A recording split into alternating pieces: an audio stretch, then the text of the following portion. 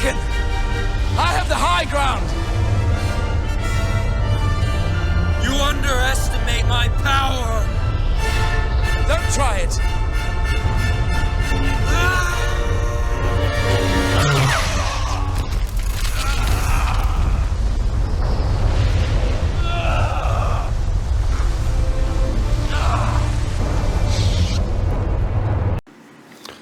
I'm not going to be the hater that you deserve, but I'm going to be the hater that you need. When it comes to Battlefront 2 and everyone coming back to it, I'm seeing everybody under the sun talking about, oh, we need Battlefront 3, we need Battlefront 3. Let's get Battlefront 3 going, hype for Battlefront 3. And maybe not everyone remembers how Battlefront 2 came to be what it was. But I'm wondering, what do you want from Battlefront 3? Here. The mic is yours. So it's like, do you want better graphics? Do you want better, smoother gameplay? Or more playable characters? I know the Star Wars universe is always expanding and there's always more characters, and they left out great characters like Mace Windu, and now they could have Mandalorian and all these other characters. But what is the price of Battlefront 3? So when it comes to graphics, I think graphics are on this soft exponential curve, you know, kind of, you know, and Battlefront 2's graphics are not old in any way. They still hold up very well for being 8 years old. Gameplay, yeah, there's some movement that could be up, you know, that could be enhanced and everything. A dive feature for clones and everyone else. Some of the Jedi combat is a little stiff. Like lightsaber swinging sometimes can feel stiff. The jumping, right? You kind of have this like floating feeling. And the more I kind of thought about the floating feeling and maybe why the Jedis are so stiff, I think it might be a balancing thing. Because, you know, it'd be nice to have a really fast, fluent Jedi that can double jump and, you know, gravity affects them normally. But I think that would almost make them too hard. Their body movement would make them even more overpowered. It'd be harder to shoot. You know, imagine someone just constantly double jumping around. You'd never be able to take out the enemy hero. So yeah, I think out of everything you could call for, yeah, we want smoother gameplay and some more heroes. But if anyone remembers the history of Battlefront 2, the diamond of a game that we have today was forged under, as all diamonds are, a lot of pressure. When EA made Battlefront 2, it was absolutely horrible. We had pay-to-win loot crates, all those nice, you know, cards and player abilities that you love so much. The purple ones were all behind loot boxes. If you want that 20% increase on that character you like so much, you either had to pay for loot crates, or out of the few free loot crates you got, had to be blessed by George Lucas to get that purple card for your character. The XP system was so bad that it didn't matter if you did well, did bad, won or lost. Like, you would be loading into heroes versus villains 4v4 matches, and you would look over and there'd be your three friends are there spinning. They got rubber bands around the controller because the outcome of the game didn't matter. The performance of the player did not matter towards XP.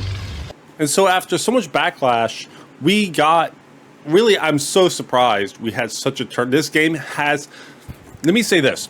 This game has had the biggest turnaround a game has ever done. And I've never seen it since. The people who made the game dropped all their greed. They didn't put a battle pass in, and they left loot crates alone. They completely took out almost any monetization in the game. It was a buy the game, then you unlock everything inside. The experience and the credits you earn playing the game, you can unlock that 501st armor or that robotic leg Darth Maul. But with so many people, you know, you always see, oh, I wish games stopped doing battle passes. I wish they stopped doing, I mean, for the most part, loot crates are all gone out of almost every game because there were such scummy ways to monetize. But you always see, oh, I wish we had the traditional ranking system back for games so people could show off their rank. I wish we had no battle pass. I wish everything was just, you know, you play the game, the more you play, the more you earn, you can unlock stuff, right? Like all the games used to have that we love so much. It's like, Battlefront 2 is the only modern multiplayer that doesn't have a battle pass and doesn't have anything that you have to have in-game, like real money purchases in order to unlock something.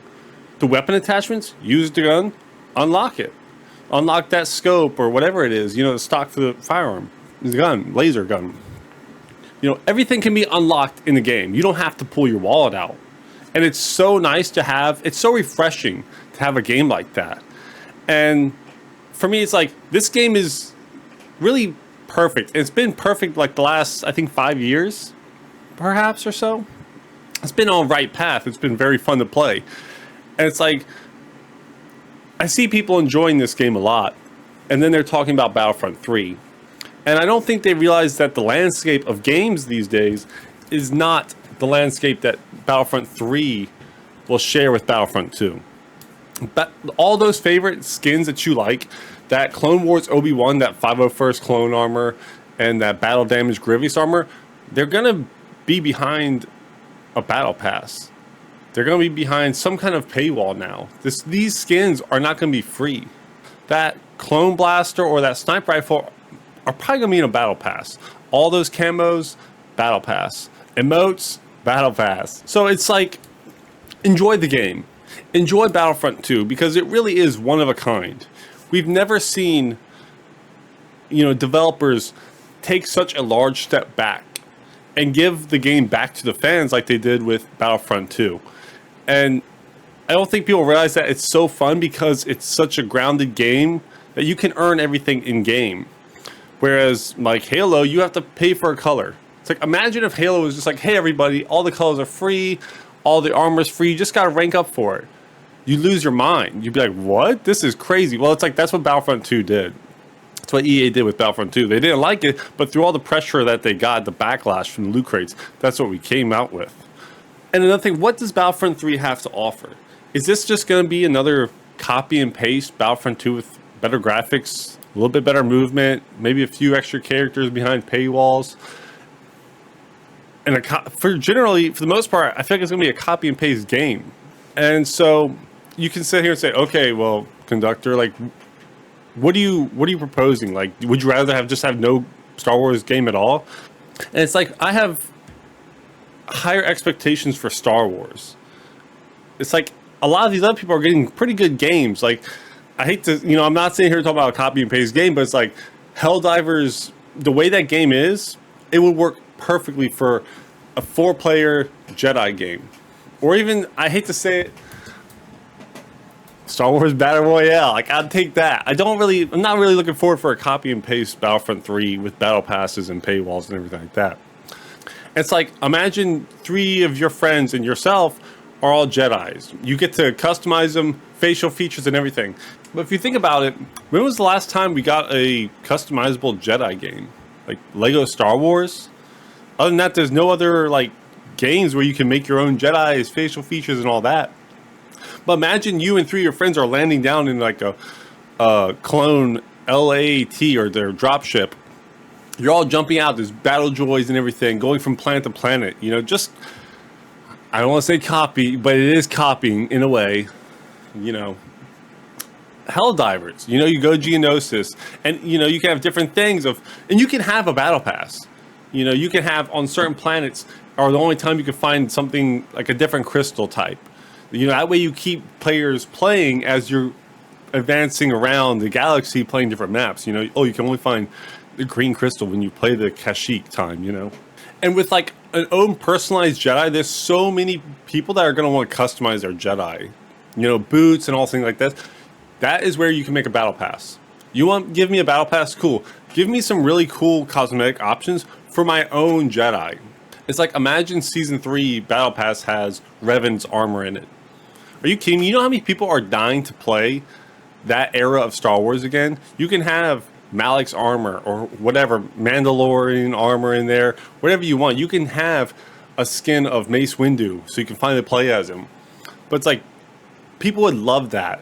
Because then you can run around with, 3 of your friends going around the galaxy, planet to planet, fighting against all sorts of different enemies.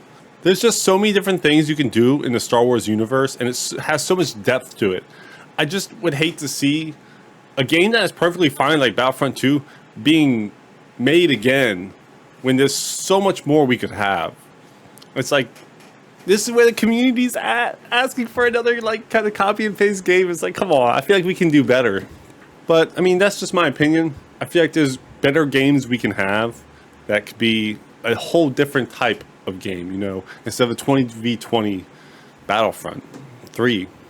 But I hope you guys enjoyed the video. Thanks for watching. Bye-bye.